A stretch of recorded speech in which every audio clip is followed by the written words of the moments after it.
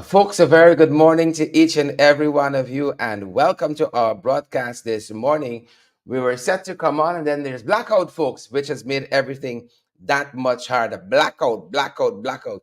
In Little Dubai, as they say, folks, in Little Dubai, we got blackout. Folks, welcome to our broadcast. We don't know how long. The limited power supply that we have will be on, but we didn't want to disappoint you guys this morning. So, good morning to each and every one of you. Feel live as we come on. We're monitoring our power supply, power energy. Blackout, huge swatch of the city here, national capital city of Georgetown, Guyana, where we're broadcasting live from. And I have no doubt in other parts of the country we might have blackout as well. Folks, you have blackout at your end? Please tell us. You're set to come on and then blackout. Blackout.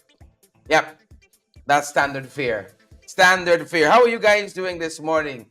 We got a lot to share with you folks. Welcome, welcome, welcome from the many places you are joining us from. Share the live as you come on.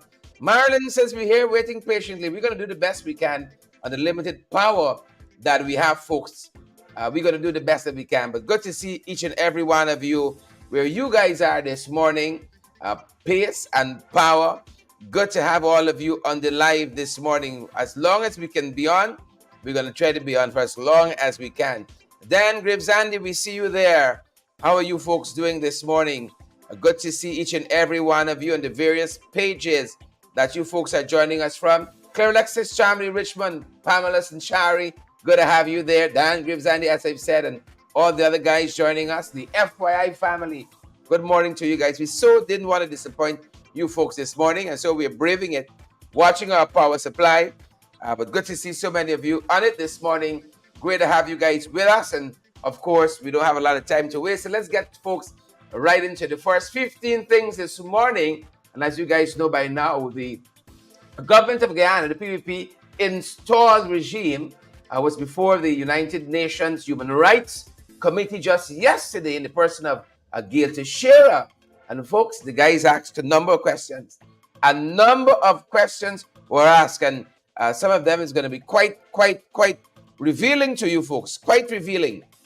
Take a listen to some of what was mentioned. They asked about ExxonMobil and the EPA, the Police Complaint Authority. They asked about corruption. They asked about the prison. A number of things, folks, they asked about. But that being said, let us know if you are hearing us loud and clear. Do let us know, Elizabeth Howard and Dad, Andrew, and all the other folks, if you're hearing us loud and clear. And we are really trying here, folks, with limited power to bring you guys our program. And take a look, folks, and take a listen to some of what was said as they were grilled on ExxonMobil and the EPA. Take a listen. We now have some follow-up questions, beginning with Ms. Tigruja. You have the floor. Thank you. Thank you, Madam Head of Delegation. I was rather surprised by the very specific information that we requested and rather general nature of your replies, which is perhaps partially explained by the lack of time. But often you didn't go into detail in your responses. You simply said categorically the information is erroneous, it's false, and then moved straight on. But I do want to come back to some of those questions because, as I said at the outset yesterday, we have cross-checked our information. It's credible. It comes from various different sources. When we choose to ask a question off the back of information that we have received from different sources, we do verify that information. We cross-check it. As I say, we check against various different sources. So we're convinced of the credibility of the background to the questions that we're asking you. I'd like to come back, therefore, to this question of the detention of children and the fact that they're held with adults. We had a very specific and categorical response to that concern. And I hope that the delegation will provide additional information to the response provided orally, beyond simply saying that the information that we have received is false. I also want to come back to this link between ExxonMobil Guyana and its activities in Guyana and its links or ties with the Environmental Protection Agency. I didn't hear, certainly I didn't catch any answer you may have given about the allegations of corruption. I'd also like to go back to the judicial decisions in 2022 issued by the High Court, which we're able to look back on with regard to the Environmental Protection Agency. According to those rulings and according to concerns that we have received, there is a lot of doubt, a lot of concerns surrounding the Environmental Protection Agency and the way in which it operates. In particular, for example, it's difficult for ordinary citizens to have access to information via the Environmental Protection Agency, particularly information related to ExxonMobil Guyana. So I'd ask the question once again, how does the State Party ensure that the Environmental Protection Agency works independently, in particular is independent from any pressure from mining or oil exploitation companies? And how is the Environmental Protection Agency, this is my second question on that body, working to ensure better access to the public for its documentation, records, etc.? Thank you very much. Thank you, says the Chair. Thank you, Mr. Gruja, for those updated follow-up questions, which I'm sure will prove very useful. That is some of what was said, folks, before the committee just yesterday. And we're trying to go with as limited supply power that we need. That is some of what was said yesterday before the the United Nations Human Rights Committee there. And I want you guys to hear one of the other questions. You notice the young lady that posed the question said, we asked some very specific questions, but the answers have been very, very, very general, right? Here these are the questions on the role of the Police Complaints Authority, the PCA. Take a listen. The next speaker on my list is Mr. Quesada. Mr. Quesada, you have the floor. Thank you, Chair. My thanks also to the head of delegation for her replies. Nonetheless, I do want to underscore a particular point with regard to the complaints procedure for the police. Clarification was provided that the PCA is an independent body that was established by law, that its director is a former judge, as provided for by the law, which provides guarantees of independence and impartiality. However, I'm still not entirely clear as to what the mandate, powers, and authority of the PCA is, and what exactly it is empowered to do when it receives a complaint or is made aware of illegal, illicit activities by the police or activities by the police that violate the law. What does it then do? We have understood that it can receive reports of complaints of all kinds related to police behavior, police conduct, but I'm still unclear as to what it can do to provide resolution. What happens when it arrives at the conclusion on the basis of a complaint or report that a police officer is indeed responsible for the crime or the violation? What can it then do? And that is why I asked one of my initial questions to which I didn't get an answer, which is what are the links between the PCA and the Attorney General's office and the courts? And again, I underscore the point about what does the PCA do and how does its relationship with, for example, the Attorney General's office come into play when they find that a police officer is at fault? Does the PCA report its finding to the courts? Does the PCA have the power to impose sanctions itself, perhaps administrative sanctions? What can it do? And also a related question with regard to the mandate of the PCA. I asked a question about follow-up of an accusation of the chair of the PCA, who publicly accused the police commissioner of standing in the way of the PCA being able to carry out its role and to review complaints lodged against police officers for their conduct. A direct accusation of the police commissioner having transgressed the law that was supposed to allow for the free activities of the PCA. I'd like an answer to that question, if I may. Thank you very much. The next. Welcome back. That's some of the questions that were posed, and this was the meeting of the United Nations Committee on Human Rights, or the Human Rights Committee, and several very interesting questions were asked yesterday. Several very interesting questions were asked. Several. So we heard there, guys, about the role of the the Police Complaints Authority. That's one of the questions that were asked. You heard them ask about Exxon Mobil and the EPA and perhaps compromises there. And there were some other questions as well. Take another listen at this one. The next speaker on my list is Mr. Carazzo. Mr. Carazzo, you have the floor.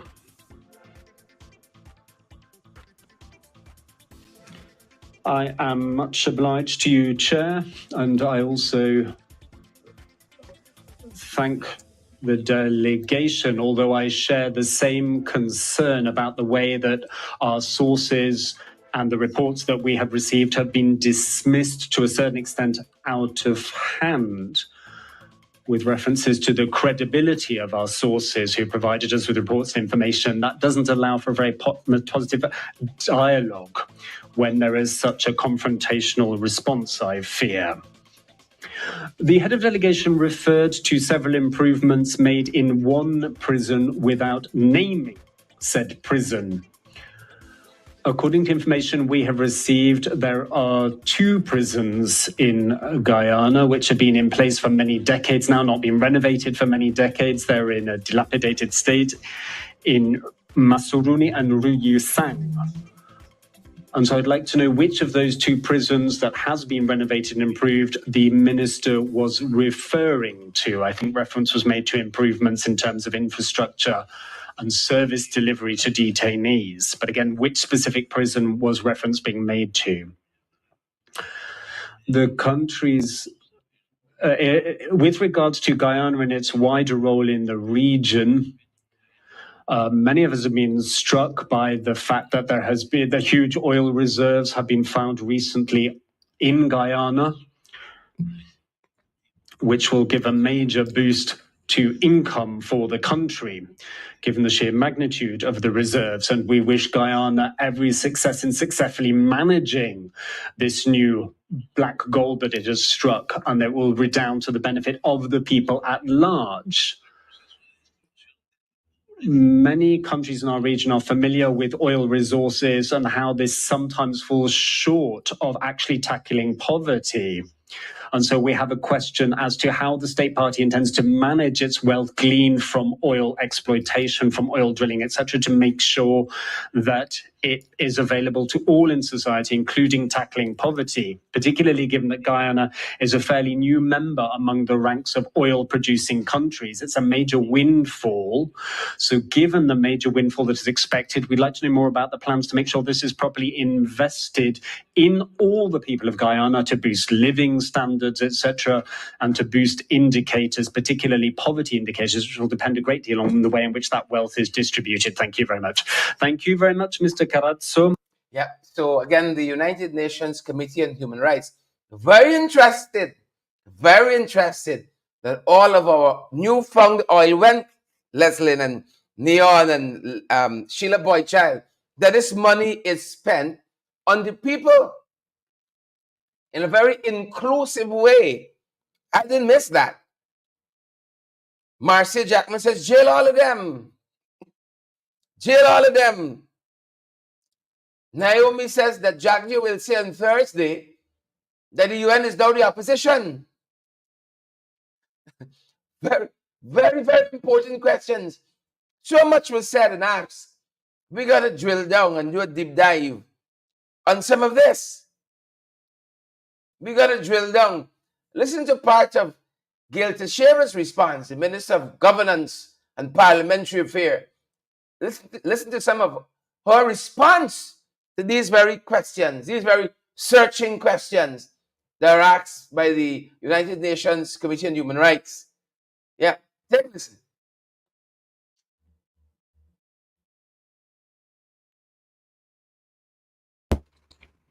Members who've asked the questions. The issue of erroneous allegations, for us sitting here, it is difficult to answer some of these issues which we've never heard or seen of before. The point I made was that a number of the references made to allegations by different committee members have not surfaced in Guyana, nor have they been taken to the police or to the rights commissions or any other complaints body, so that we would be more than willing to investigate, to follow up on any of those And if the committee could provide us with that, we'd be more than happy to follow up after the review of Guyana. But that we cannot be respected to answer something we've never heard of before. The detention of children with adults, let me explain. The Juvenile Offenders Act makes it very. You all heard that, folks? She said some of these things should never hear about. Exxon being corrupt, underage children being held at police stations where adults are held. She never hear about that. It's just the rest of us. She never heard about that. And watching the straight face. She even said the doctor, in part of her response, Dr. Adams, Vincent Adams, former head of the EPA, the Environmental Protection Agency, he signed off on PSA, and he know where some hidden 83, 15 or 18 million US dollars was hidden. All manner of things. Folks, no easy day with these guys, you know. Dr. Adams has come out recently to said it's a pack and a bunch of lies that they're telling. Folks, we need to just reshuffle ourselves for a minute. Said it's a pack of lies they're telling. It's a bunch of lies they're telling.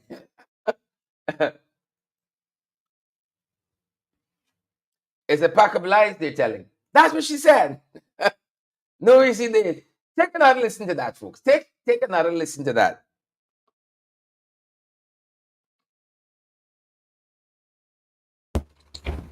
Members who've asked the questions. The issue of erroneous allegations. For us sitting here, it is difficult to answer some of these issues which we've never heard or seen of before. The point I made was that a number of the references made to allegations by different committee members have not surfaced in Guyana, nor have they been taken to the police or to the rights commissions or any other complaints body, so that we would be more than willing to investigate, to follow up on any of those. And if the committee could provide us with that, we would be more than happy to follow up after the review of Guyana. But that we cannot be respected to answer something we've never heard of before. The detention of children with adults, let me explain. The Juvenile Offenders Act makes it very.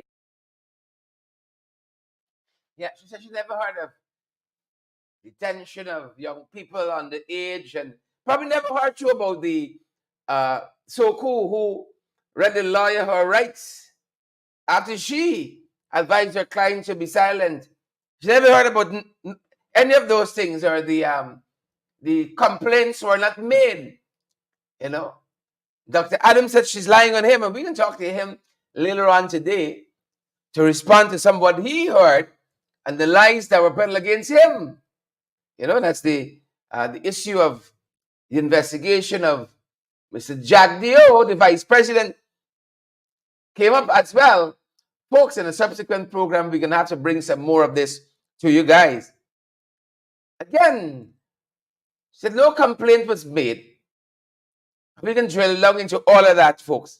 Well, yesterday, Mr. Norton, leader of the PNCR, leader of the opposition, put out a statement. Said that we got enough evidence here for an investigation. And not every time people are going to go and complain to a police someplace. Right? And you heard her asking the UN representatives there about sources. You heard that? Huh? Did you hear that? Why? So they go victimize people. What are your sources? She's doubting the veracity of the arguments. And that is why the young lady said to her initially, that we have checked our sources and cross-checked them. You all missed that? Take it again. We now have some follow-up questions, beginning with Ms. Tigruja. You have the floor. Thank you. Thank you, Madam Head of Delegation. I was rather surprised, rather take by the very specific information that we requested and rather general nature of your replies, which is perhaps partially explained by the lack of time. But often you didn't go into detail in your responses. You simply said categorically the information is erroneous, it's false, and then moved straight on. But I do want to come back to some of those questions because, as I said at the outset yesterday, we have cross-checked our information. It's credible. It comes from various different sources. When we choose to ask a question off the back of information that we have received from different sources, we do verify that information. We cross-check it. As I say, we check against various different sources. So we're convinced of the credibility of the background to the questions that we're asking you. I'd like to come back, therefore, to this. Yeah, you heard that, folks. We do our homework. That is what the folks basically saying there. We do our homework. And that is why we say consistently that our own journalists here, got to do some more work. Our own journalists here got to do some more work and be a little more forceful. And don't just allow them to brush you aside the way Ropes and Ben was trying to brush away Travis Chase, Mike. He didn't want to be asked certain questions. And hear what the gentleman said when he asked about Exxon and the oil wealth and so on. Hear how he prefaced his question based on some of the responses that came from the share. It's quite revealing. The next speaker on my list is Mr. Carazzo. Mr. Carazzo, you have the floor.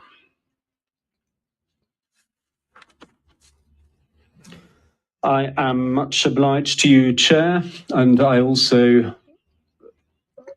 thank the delegation, although I share the same concern about the way that our sources and the reports that we have received have been dismissed to a certain extent out of hand, with references to the credibility of our sources who provided us with reports and information. That doesn't allow for a very positive dialogue when there is such a confrontational response, I fear.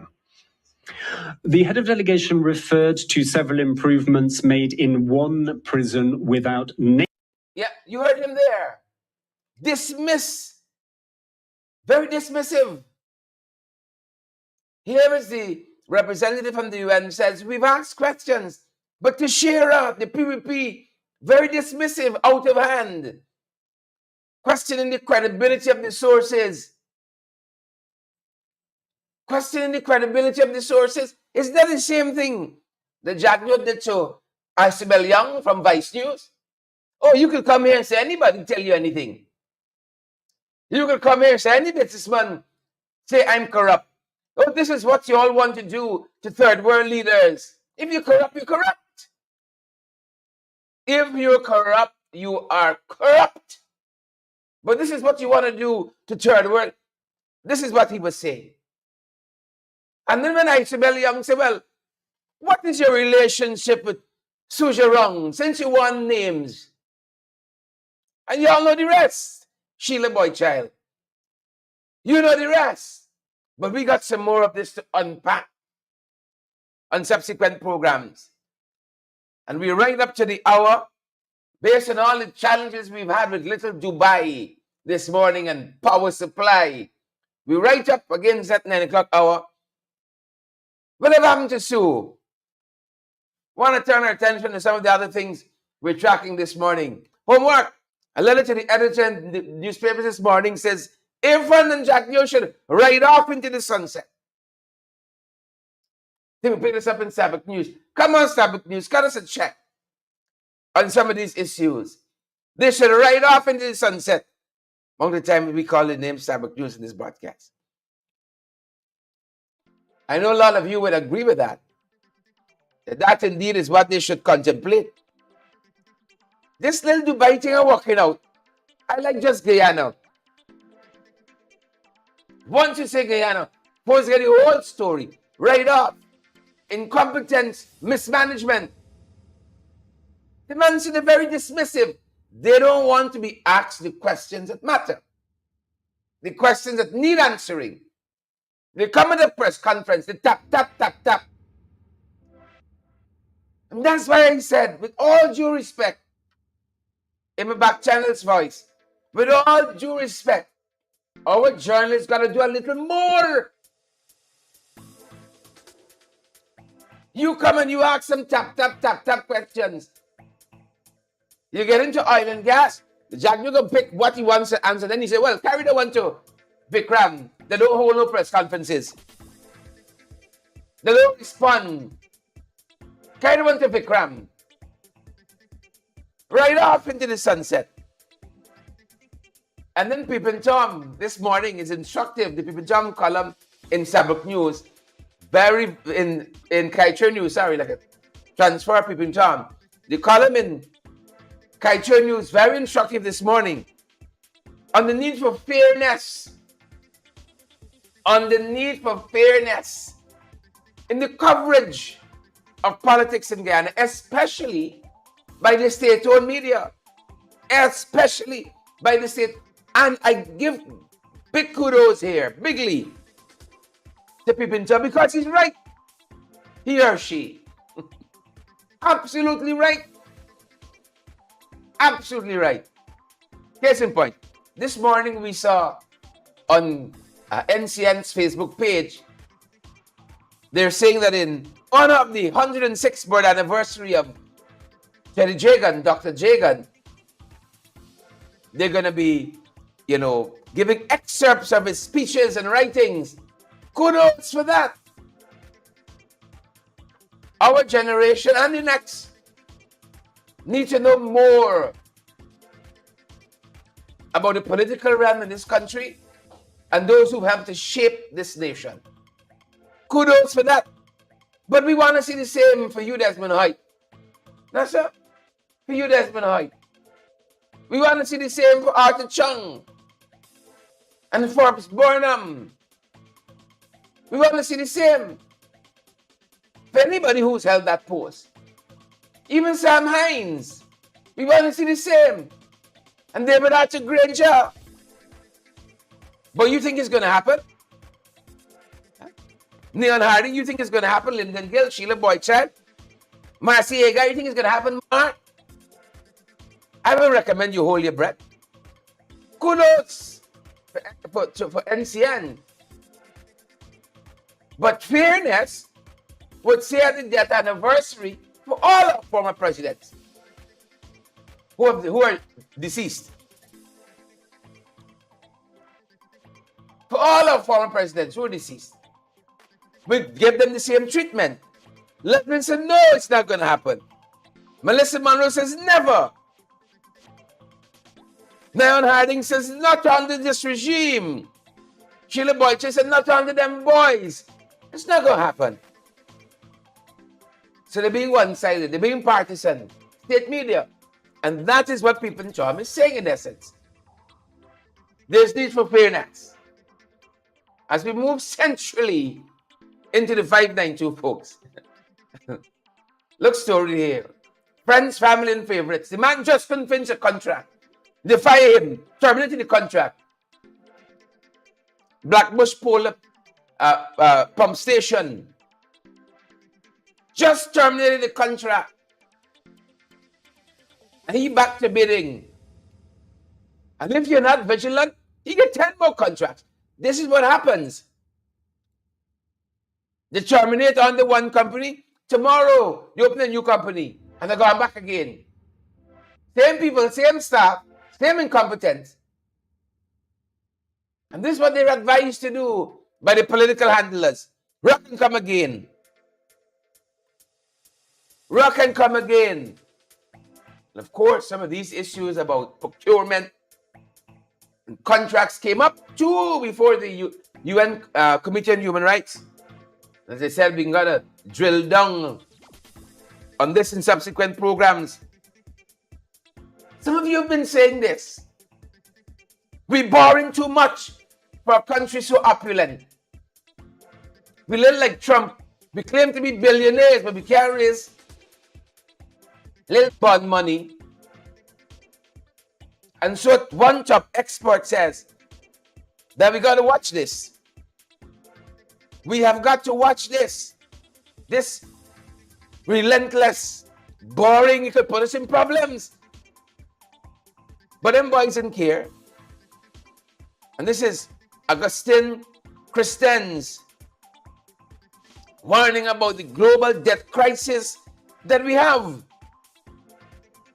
And this consistent ramping up of the borrowing, of course, you all know by now, they've removed the domestic borrowing cap, or at least increased it.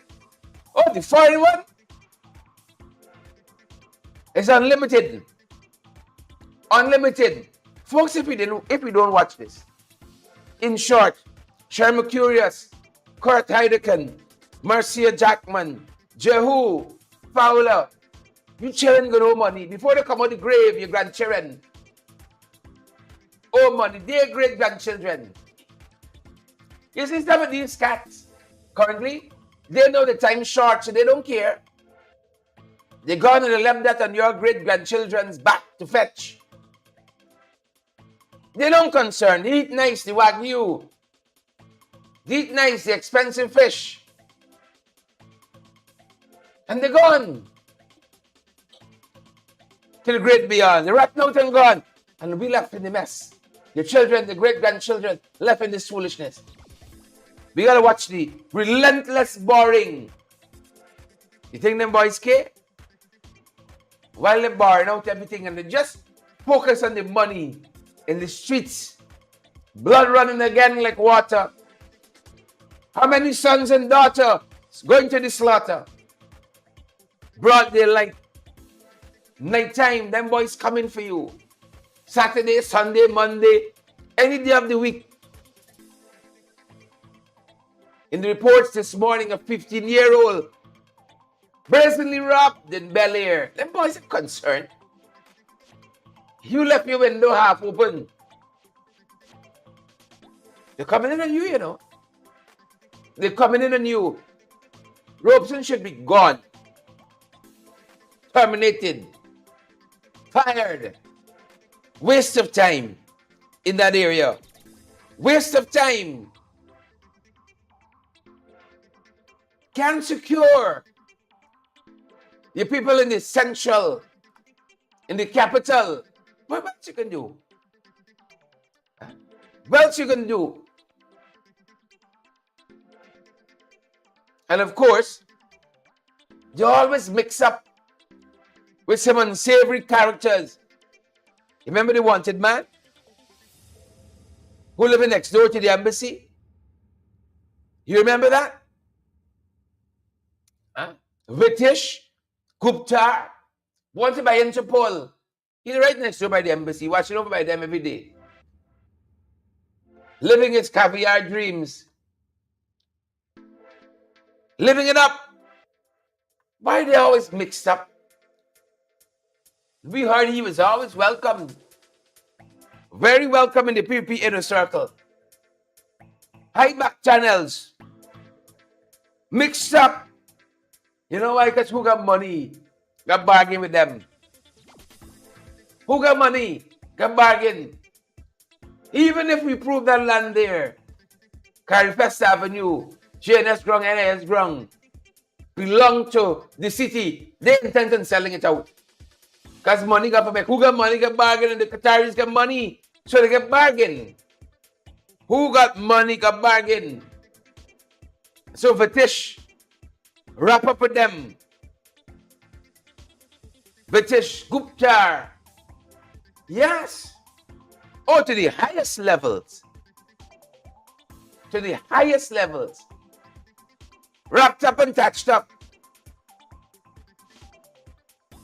It's alleged that this is Mrs. Gupta having tea with the First Lady. They have tea differently, you know. People who billionaires and so on, they have tea differently. You scroll out to bed, your little night clothes got the hole. If any night clothes at all. People have tea different. People have tea stooshed. That's how the wealthy and the opulent have tea. They tell us this is Mrs. Gupta. A close friend, they tell us, of the First Lady, the First Family. They're all husband and wife, very close to the first family, saved and wanted by Interpol. But it's Burke they're worried about. It's Burke they're worried about. And they got criminal elements having tea with them and so on. Receiving big cash donation from criminal elements. Oh, the thing that's called consultancy fee. Don't say it's corruption. The consultancy fee. A lot of us don't have 100,000 for the first lady tea parties and so on for entry.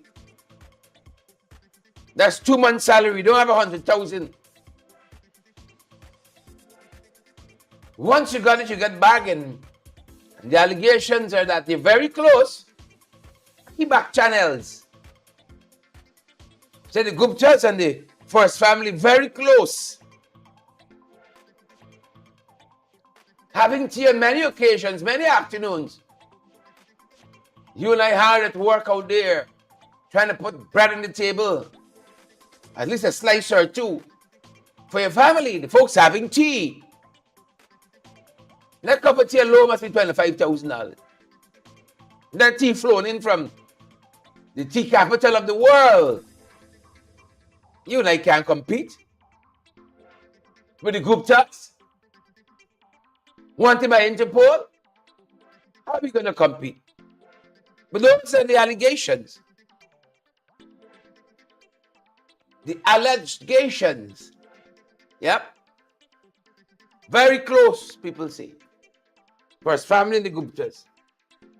But it's Brickpoint Burke, who lives in New York. But they're serving police warrants on who needs to be served. Yeah, carry on smartly. Carry on smartly. $25,000 a cup of tea. See, some of y'all say, that's a Bush tea. That's Mr. Bush. Not just Bush. Carry on smartly. Carry on. Carry on. Carry on smartly, folks. All right. Van Classic asking me some questions like she parks in the UN panel. Yes. A lot happening, folks. A lot. Just after the hour, while people sipping $25,000 cup tea and so on, the people in Fire said the bill are well. I'll be on Firish. But because it's friends, family, and favorites, bill it.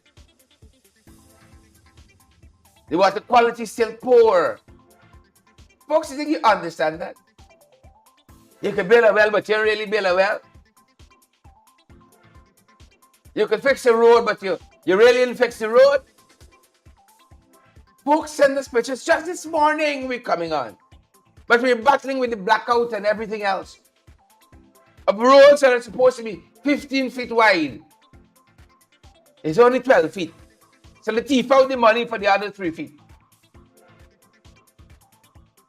Supposed to be 6 inches thick. But 2 inch. It's crossroad. Who monitoring that? And then when the UN raises these issues, you hear, oh, the sources. Yeah. Who are your sources? I've never seen heard these problems here. Residents getting poor water. Who are your sources for that? This has never been made known to us. Nobody went to the police station and said we're getting poor water, so we can investigate these matters. The residents of Albion Firish said we belly full, but we hungry. We got a well, but the water's still coming rusty. Still coming rusty. Ministry of Agriculture, their workers got some issues. Their water rusty apparently. Workers are tired of the conditions, the poor working conditions of the staff. These Zulfikar people. The folks at Zulfikar Ministry, to Zulfi. We fed up he. He's not helping us. He's part of the problem. Ministry of Agriculture workers complaining about poor working conditions. And Zulfi's minister responsible. Zulfi, he's responsible. Yep, so we're watching it, folks. Protest. Let's cover some things quickly internationally as we wrap up, folks. Internationally, Germany, you know, they've been engaging this war with the Ukraine. People are prepared to put boots on the ground. Very prepared to put boots on the ground. Germany watching it. And its education minister, right, suggested recently that children ought to be taught to prepare for war. I ain't gonna knock that. It's just the kind of world we live in. I remember the height of the threat on the Venezuelan border with our neighbors to the west. Hope I get my direction right. Ali ran out, he said we can launch a massive PR campaign. He's going to talk with the media, and it's going to be a whole public discussion, national discourse. The threat seemingly, quote unquote, seemingly has subsided, and they forget all of that.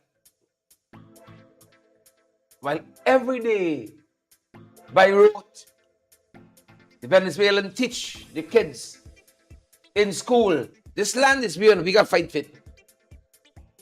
As soon as you come out of the womb, they say, they whisper in the child's ear, Venezuela belongs to you, fight for it. Isn't that true? Atala? They whisper in the child's ear, Venezuela is yours. Yeah, that's what they tell them. And we go back in relax mode. Right? Even them is looking for a slice. Looking for make a bread and eat a food. He said we can go into full-time PR in Venezuela. Remember they started running into some school? The opposition can't go into schools, but they could go in. And talking about Essequibo and so on. Lackluster. German says, the kids got to know about war. We got to teach them early. So they're shocked when they got to go to the front line later on in life. Crisis in Russia. Besides Putin is president again. Crisis in Russia, folks. Right? Crisis in Russia. 13 miners trapped. We've seen a spiking industrial accidents at our end too, so I can have the Russians today. I think just last evening, we had some issues there with an industrial accident locally. We've had some difficulties there as well, so I ain't gonna knock the Russians, not today. Not today. So we're watching these issues, folks. We are watching these issues, some of the issues that we're watching. Then we come in quickly regionally before we let you guys go. So what we're following? Venezuela, as I said, US said they're seeing negative signs. They had an agreement with Maduro, do X, Y, and Z. One of them is credible, free and fair elections. We can take the sanction off the oil and so on. So that they're not seeing positive signs, negative. You remember your girl, Mia, the running there? Is she vying for Secretary General, UN Secretary General? So she's trying to play this big role, negotiating the region. Yeah. US is seeing negative signs. So sanctions are looming in Venezuela. That's what the Americans are telling us. Sanctions are looming in Venezuela. Bolivia, massive cocaine bust. $450 million worth of cocaine. 450 million. Million with a capital mill. I think they said the second largest bust in the nation's history. $450 million worth in cocaine. Just some of the issues we wanted to bring to your attention. First 15, folks. Gail alone was with 5 of them. And we can continue to drill down. And all those issues coming out of that United Nations Human Rights Committee, we are going to drill down in subsequent broadcasts. We're going to be talking with Vincent Adams, Cameron Ramsey, and whoever else got a voice on this issue. We're going to be talking to them. We're going to take our leave there, folks, as we're 9:05, and we don't want to detain you guys much longer. We know you got places to be and things to do. Good to have each and every one of you on the live this morning. Good to see you, folks. Good to see Annette and Maxine, Leslie. We're going to see you guys on the next one. Gwyneth and Edward. Wenda, good to see you there as well. We're going to see you guys on the next one. Ann Winter. Debbie Collins, we see you there too. Sandra Hanover, Auntie Sandra. We're going to see you in the next one. Iron. That's the name. That's the name on YouTube. Iron. Yeah. We're going to see you in the next one too. Iron. Things hard. Elizabeth Gaskin, we see you there too. Marilyn Lorimer, we see you out there. Yes, you should see these issues. Nobody ever tells you about some of these issues. Hold on for us, folks. Yeah. Iron is there too. We salute Iron this morning. Who don't know? We need strength in these tough times. Who don't know? Luan Hall and Mark and Leslin. Guys, we're going to see you in the next one. Have a fantastic day. Over and out at this end. Stay safe.